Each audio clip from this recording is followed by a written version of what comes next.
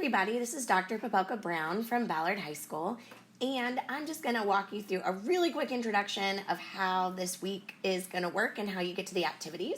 So obviously you've gotten into this class, right? Or you wouldn't be watching this video. So I'm going to bypass where you see the introductory video because I'm assuming that's what you're watching right now. And the second entry is just a little description of what the class is about, which again you must have seen, or why else would you be here? The meat and potatoes of this video is right here, how you access the materials.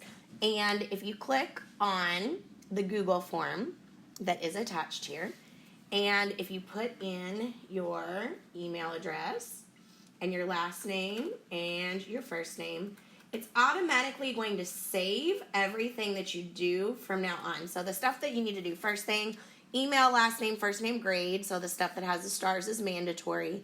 And at any time, you can scroll down and just click submit. And you will always be able to get back to the form that you already started. So I am going to go back to the same place that I was where you get... I'm going to click back on the form, and you can see that it says you've already responded. So to get back into it, you just do edit your response. And this form isn't really what you're probably used to with the Google form where it's a quiz exactly. It's more like a checklist of activities. So every single day is laid out to you. Part 1 is day 1, for example. And the links are embedded in order.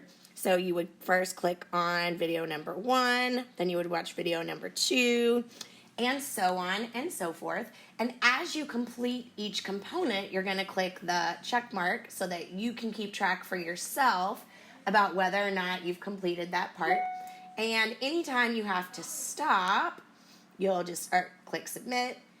And every single time you want to go back to it, you'll go right back here to Google Classroom.